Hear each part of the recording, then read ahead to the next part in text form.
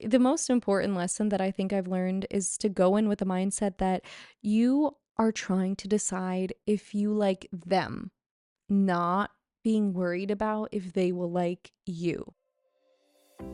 Welcome to the Everything Works Out for Us podcast. My name is Marina, and I'm so happy that you're here to join me on this journey of embracing a growth mindset that's grounded in gratitude and self awareness. I'm an REBT mindset life coach, actor, singer, content creator, and the bigger sister that you always wanted. And I'm ready to start turning our mental and emotional roadblocks into road maps.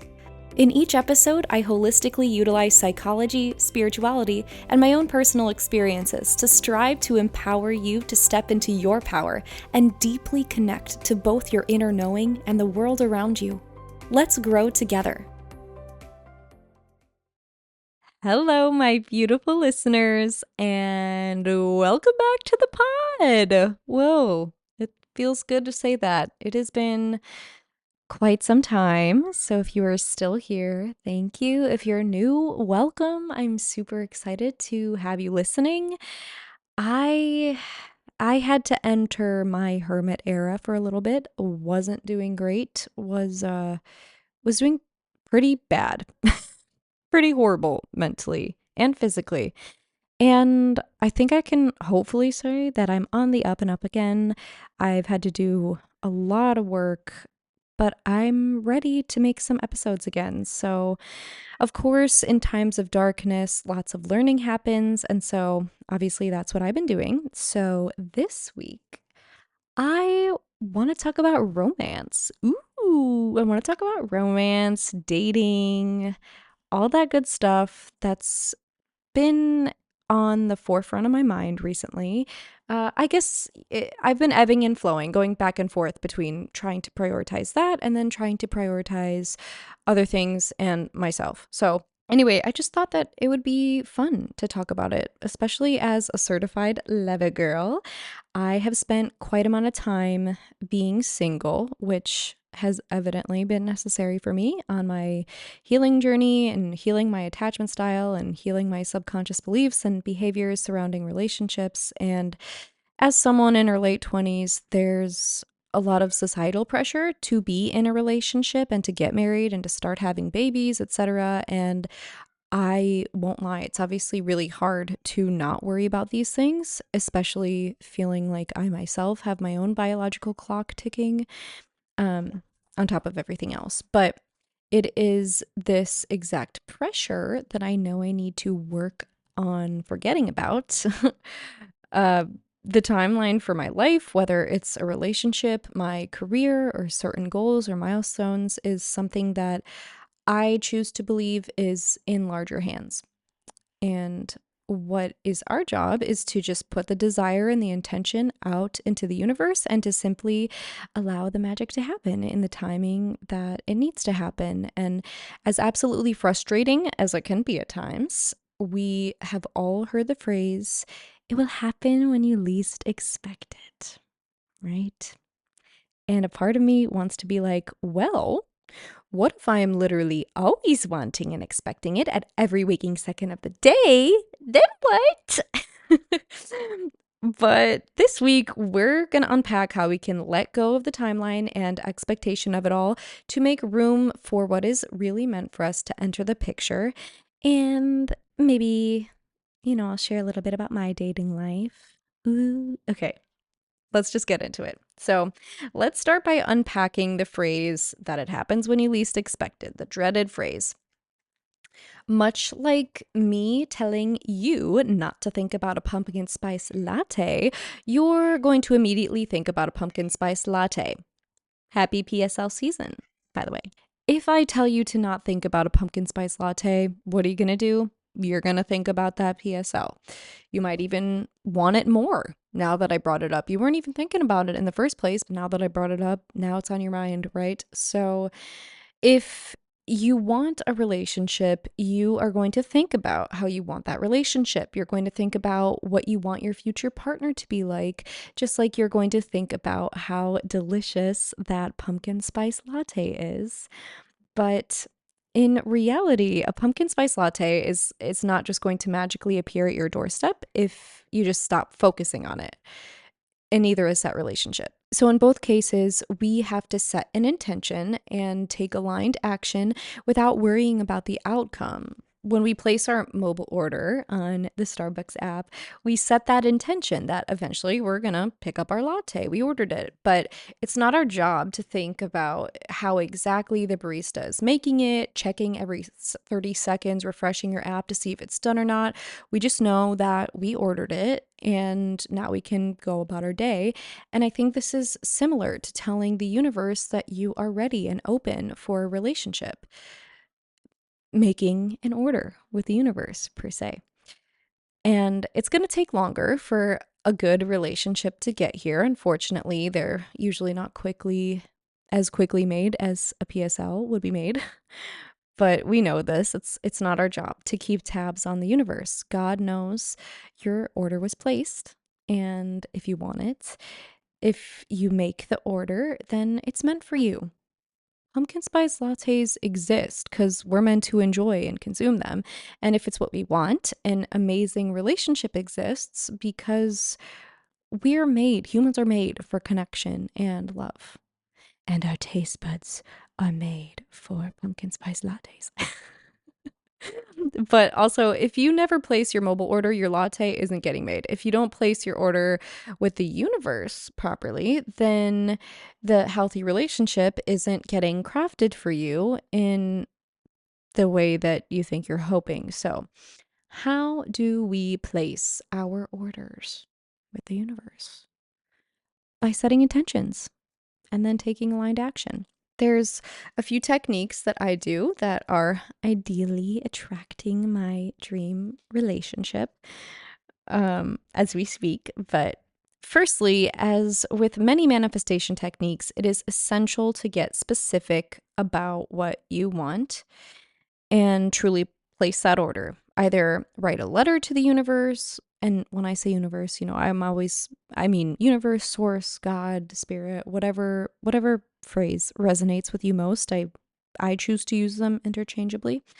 But anyway, either write a letter to the universe or make a list of everything you want in a partner and in a relationship. Write it in a journal, on your notes app. It really doesn't matter. Focus more on the feelings rather than physical traits of this person or of this relationship per se.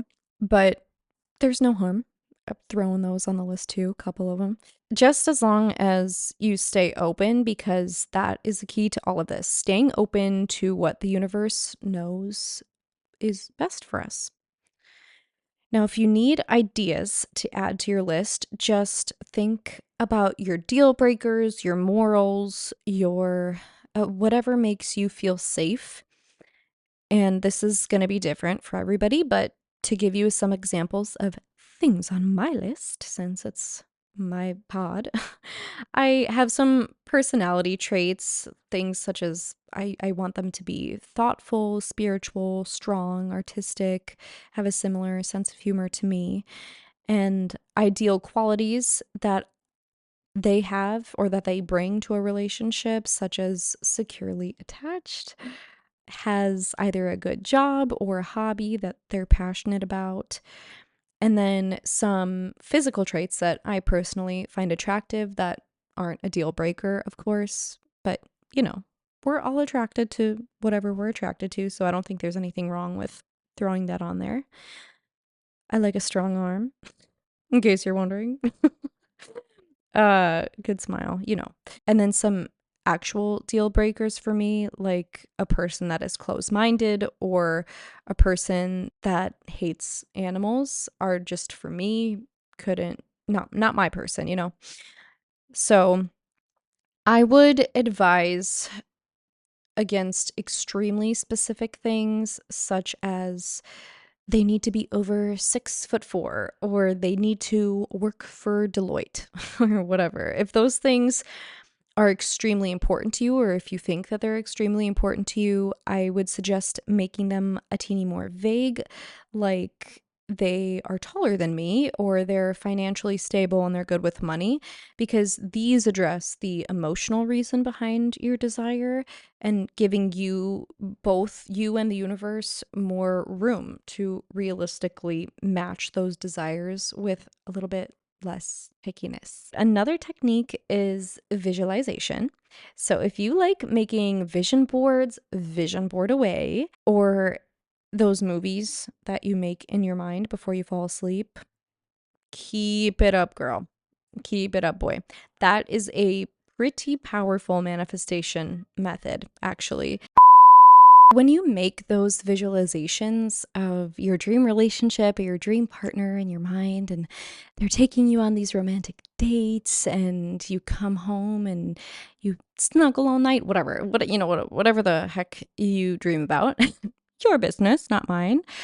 Uh, when you do that, the key to it is to really truly feel how you would feel when you are in those situations, and just do a deep dive on what it actually is that you want to feel. What do you want? Are you longing for that feeling of closeness, that feeling of safety, of security, of love, of flirtation? Allow yourself to truly feel those feelings while you're visualizing, and fabricate that feeling of support, of love, of laughter, of joy.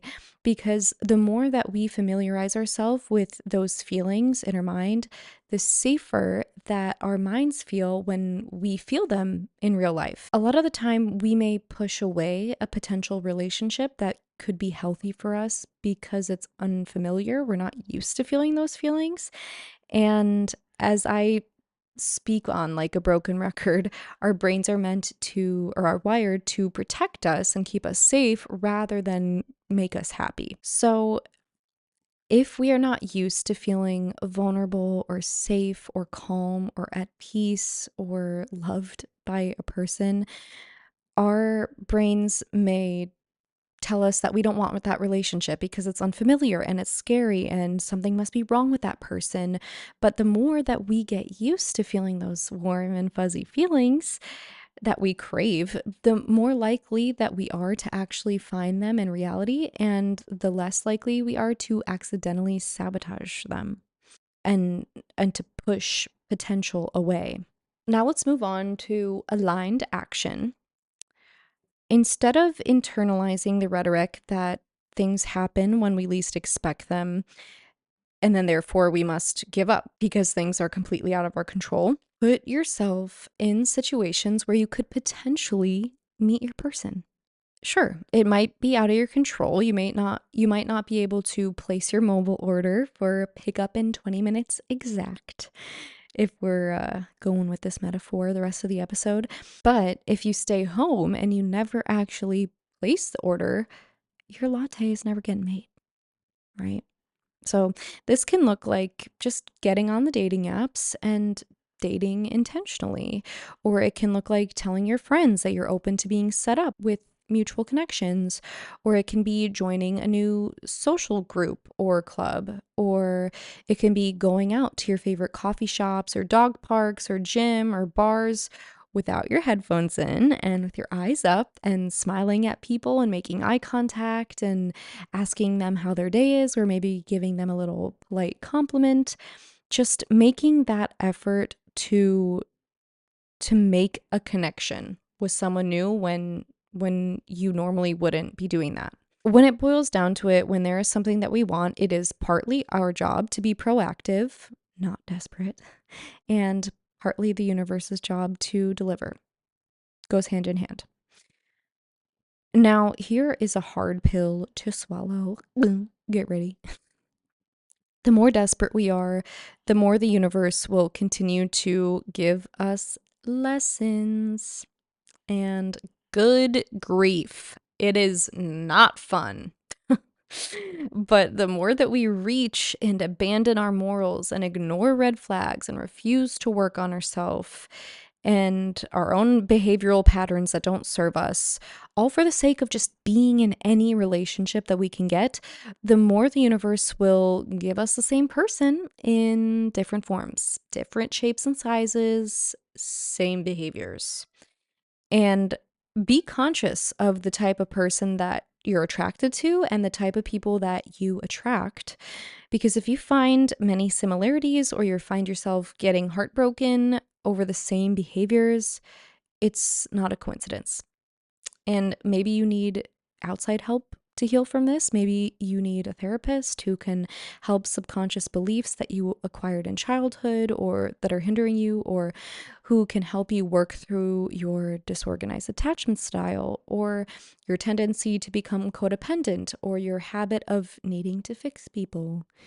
Dun, dun, dun. If you constantly attract situationships instead of real relationships, maybe there's some fear of emotional intimacy that you need to unpack. Maybe we have some emotional unavailability going on. And let me emphasize that while none of this is your fault, it is your problem. If a healthy relationship is what you truly desire and you can't understand why your partners always seem to have commitment issues, for example, it's our job to take accountability and to heal our own wounds and to stop attracting this kind of person. How we show up will be reflected in the people that we attract.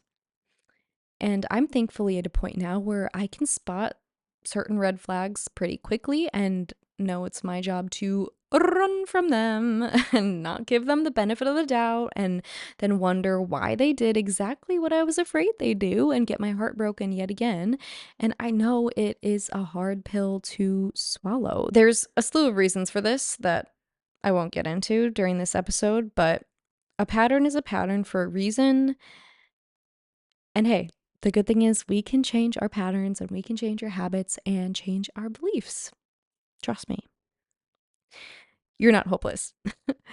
All right, included in aligned action is also letting rejection roll off your back. Of course, it's easier said than done, but that's going to bring me to the title of this episode, which is detaching from the outcome. Fully and deeply understanding that rejections are part of the journey, and it doesn't mean there's anything wrong with you, and it doesn't mean you're unlovable, it doesn't mean you're unattractive, it doesn't mean that you'll never find love. My dating mindset has changed drastically in my late 20s versus what it used to be when I was younger and when I was in college. And ironically, my mindset is far less serious now than it was when I was younger. And while I still do feel that pressure, of course, to find my person, that's just not at the forefront of my mind when I'm dating anymore. And I think it's important to stop putting your dates in boxes.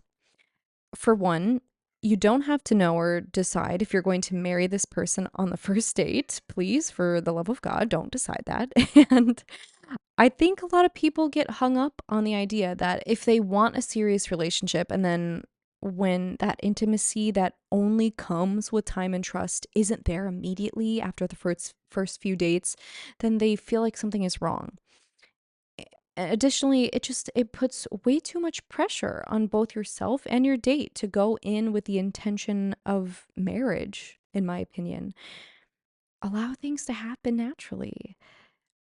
Literally just be yourself.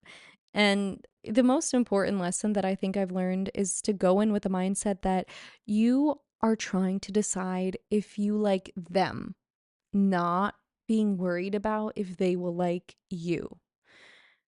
When I was younger, I was so caught up in trying to be who I thought my date wanted me to be, trying to answer and ask the right questions, trying to completely match their energy when it didn't feel truthful to how I actually felt. But when does that serve anyone?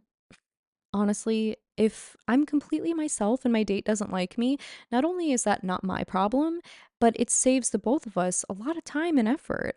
I would rather know right off the bat that we're not a match than trying to get them to like a mask that I've put on, which I can only keep on for so long.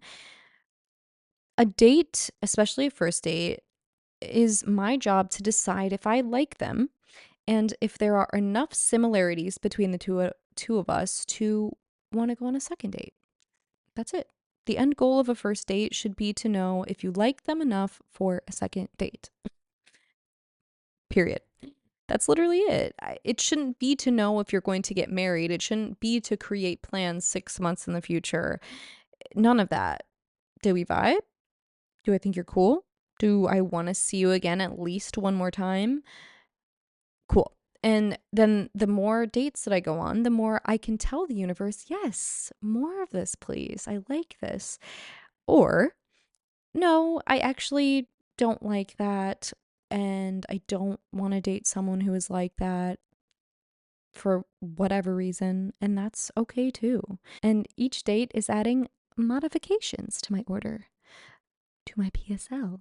A little sprinkle of cinnamon, if you will. Oh, I liked that that person has this passion. I like that they play this instrument. More of this, please, you know? I think that we can only get to this point when we've spent enough time with ourselves first. We must first put energy into ourselves before we are able to receive the love that we truly deserve from others. And I think it goes back to the safety thing. We must condition our minds and bodies that receiving love is safe and good. And when we're not used to that, when we're just used to giving and giving to others and never to ourselves, when someone tries to give to us, there's a chance that our nervous systems will freak out and push them away, as I spoke about. But even regardless of wanting a relationship or not, it's so crucial to find happiness and fulfillment in other aspects of our lives. And I'm a firm believer that it is okay to feel like something is missing if you desire a relationship and you don't have one. But what's not okay is the belief that once you get into a relationship, you'll feel completely whole and happy and then you'll have everything you've ever needed. The happiness and joy must come from multiple sources in your life, including from within, and a relationship, of course, can just add on to that. So, whether you're single or you're in a relationship, focus on your passions, what lights you up, pursue hobbies that bring you joy, work on expanding your social circle or strengthening your current friendships, continue to reach your fitness goals or hit milestones in your business or travel to places that you always wanted to go, whatever it is. And typically, by focusing on these things that bring you joy, you'll be surprised how many times romantic interests pop into your life amidst that focus on yourself and amidst focusing on your own joy.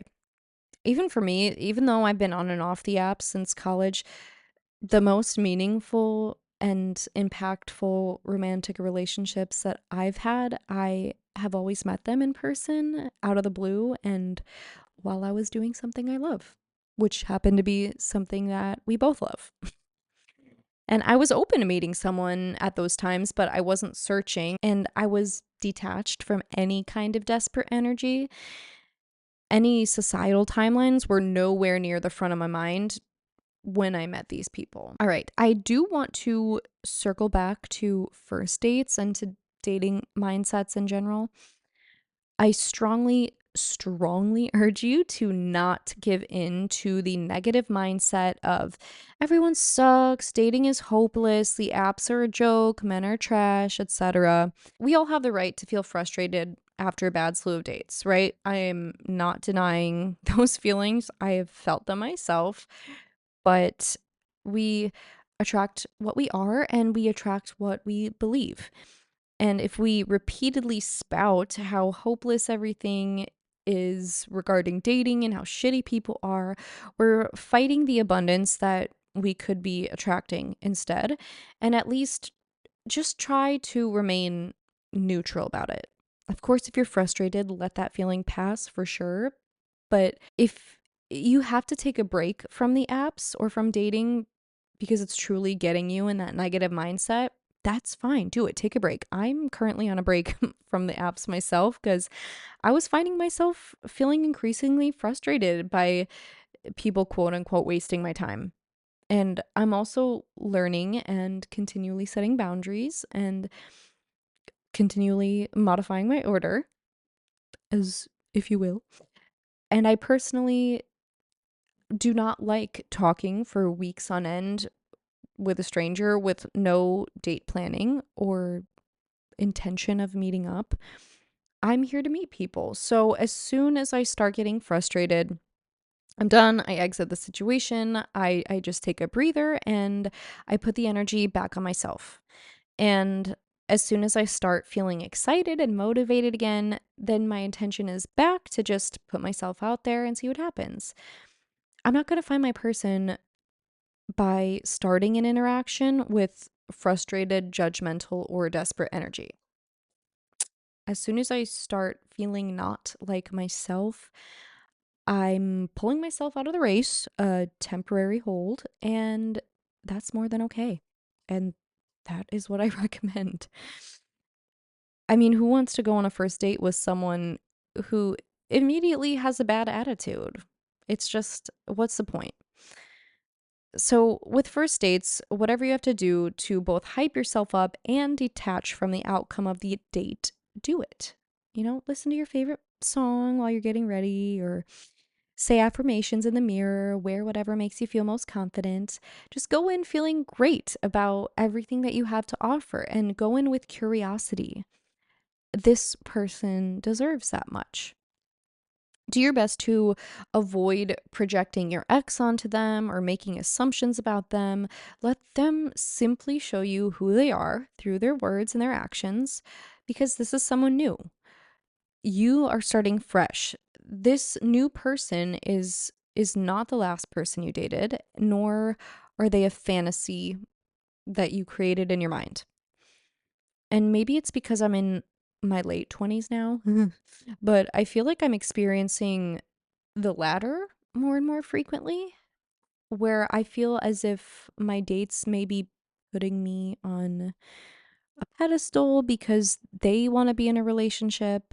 And, that's what I say I want too. And I mean, hey, I'm a cool person. But if you really look at it objectively, in my opinion, we're not compatible. And at least in my opinion, we have extremely different interests, goals, senses of humor, passions, future plans, etc. And it's flattering, of course, don't get me wrong, but it's also confusing and almost a little bit hurtful. I don't know. I'm currently working through my own issues of being worried that people won't love me for me, but instead for what I can offer, or what they want me to be, or the vision that they've created of me in their mind that I'm not actually, because they didn't truly take the time to get to know me.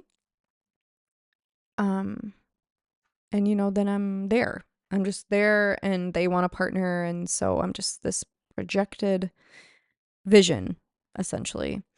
But then the veil comes down a few months in, and then I'm not the person that they made me out to be, and then it's almost as if I've let them down, but in reality the version of me never even that version that they created never existed.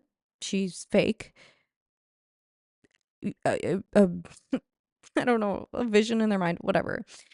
Okay. Of course, it is important to be on the same page as someone, meaning if you're monogamous and you want a serious relationship eventually, then you're not going to want to date someone who's polyamorous and never wants to get married.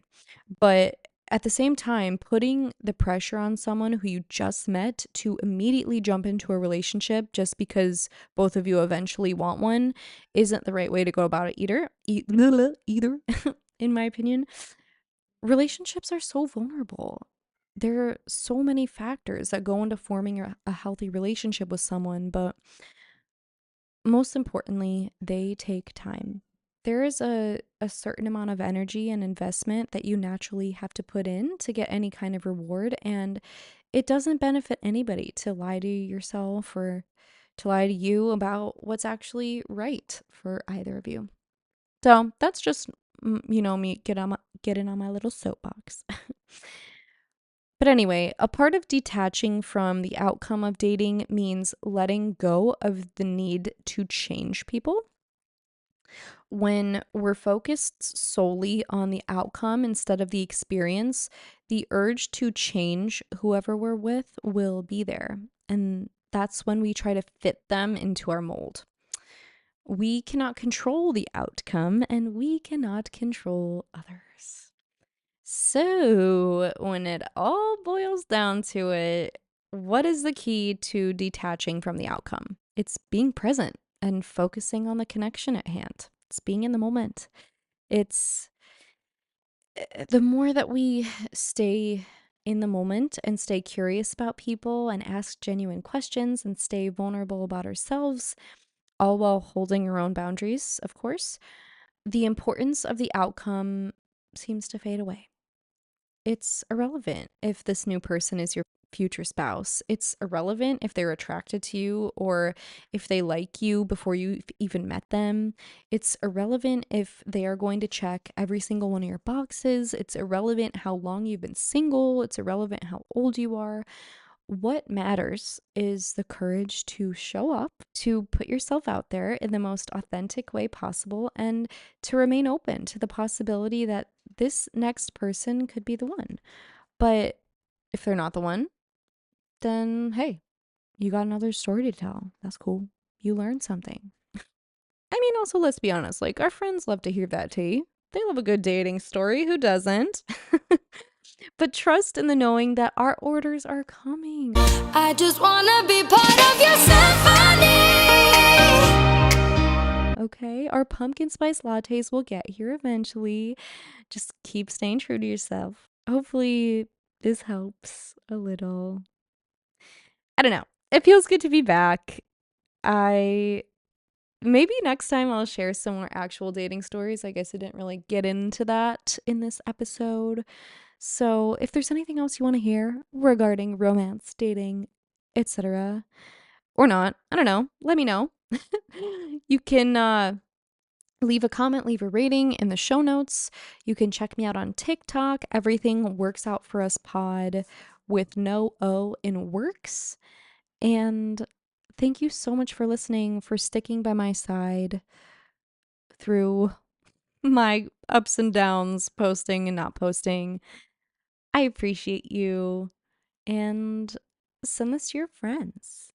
All right. I'll see you next time.